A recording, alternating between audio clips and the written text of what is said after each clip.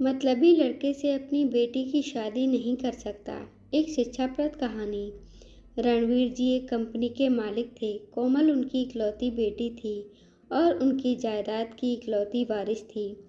पढ़ाई पूरी करने के बाद कोमल ने अपने पिता की कंपनी ज्वाइन की थी। उसी कंपनी में प्रदीप भी काम करता था। प्रदीप एमबीए किया हुआ था, मेहनती लड़का था।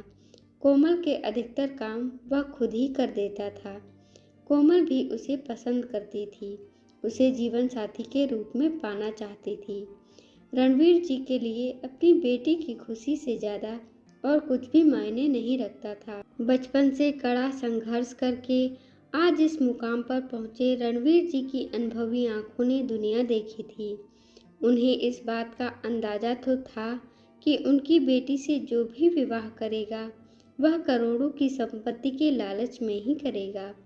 वैसे तो प्रदीप व्यवहार कुशल, ईमानदार और मेहनती था, पर रणवीर जी ने अपनी बेटी और कंपनी उसके हाथों में देने से पहले उसकी नीयत परखने की सोची। कोमल के द्वारा प्रदीप को अपने माता पिता के साथ अपने घर बुलवाने का निमंत्रण दिया उन्होंने। प्रदीप ने सहर्ष स्वीकार कर लिया। शाम को अपने माता पिता के साथ आकर प्रदीप ने जब कोमल के महल रूपी घर में प्रवेश किया तो उसकी आंखें चुंधिया गईं। रणवीर जी प्रदीप के माता पिता से बात करके आश्वस्त हो गए थे। प्रदीप की परीक्षा लेने का समय अब आ गया था। रणवीर जी ने प्रदीप के माता पिता के सामने यह प्रस्ताव दिया कि कोमल के साथ विवाह के बाद प्रदीप इस घर में ही रहेगा। प्रदीप के पिता ने सूनी नज़रों से प्रदीप की ओर देखा। माताजी ने हिम्मत करके कह ही दिया कि बड़े चाव से हमने अपने बेटे बहू के लिए घर बनवाया है। इस एक सपने के साथ ही हम जी रहे हैं कि कब प्रदीप की बहू घर आए। हमारे पास संपत्ति तो कुछ भी नहीं प्रदीप के अलावा, पर हम उसे अपनी बेटी की तरह ही रखेंगे। घर जमाई हमारे परिवार में कभी कोई बेटा नहीं बना। प्रदीप को माँ की बात बिल्कुल भी पसंद नहीं आई। उनकी बात बीच में ही काट कर बोला, क्या माँ दकियानूसी वाली बातें करती हैं आप भी? इसमें घर जमाई वाली बात कहाँ से आ गई? इसी शहर में ही तो रहूँगा मैं, जब मन करे मिलने आ जाऊँगा। प्रदीप के पिता स्वाभिमानी थे। उन्होंने रणवीर जी से हाथ जोड़कर कहा, भाई साहब, प्रदीप अब बड़ा हो गया है, अपना भला बुरा समझ सकता है। एक वचन मैं आपको देता हूँ कि आपके घर में रहने आने के बाद मुझसे और मेरी पत्नी से इसका कोई संबंध नहीं रहेगा। हम कभी आपको परेशान करने नहीं आएंगे। प्रदीप का मुंह सूख गया।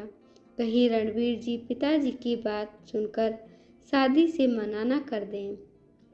पिताजी, मुझे भी नहीं रखना आप लोगों से कोई संबंध, ना ही मुझे उस घर में कोई हिस्सा चाहिए और ना ही मैं आप लोगों के साथ रहना चाहता हूँ। प्रदीप ने आज्ञाकारी दामाद होने का परिचय देते हुए कहा। प्रदीप के पिता अपनी पत्नी के साथ उठकर चल दिए। प्रदीप ने एक बार भी उन्हें रोकने की कोशिश नहीं की। कोमल खुश होकर पापा से बोली, पापा, अब तो आपको तसल्ली हो गई ना? प्रदीप है ना आपके दामाद बनने लायक?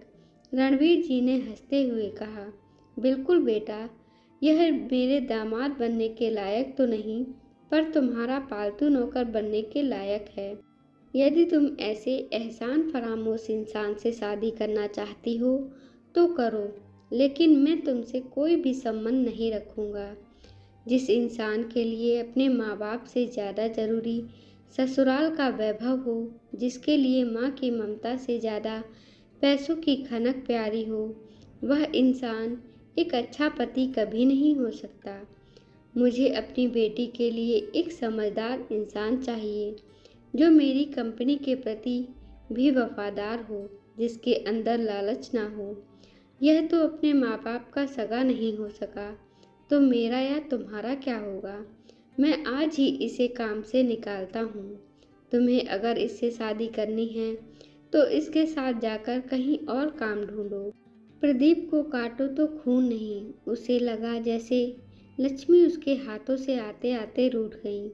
उसकी हालत तो धोबी के कुत्ते जैसी हो गई थी। न घर का रहा न घाट का। दौलत के लिए माँ बाप को छोड़ देना कितना सही या गलत है? अपना उत्तर कमेंट बॉक्स में अवश्य दीजिए। कहानी पसंद आए तो वीडियो को लाइक करें, चैनल को सब्सक्राइब करें और बेल आइकन दबाना ना भूलें। वक्त मिले तो दोस्तों के साथ भी शेयर करें। धन्यवाद दोस्तों।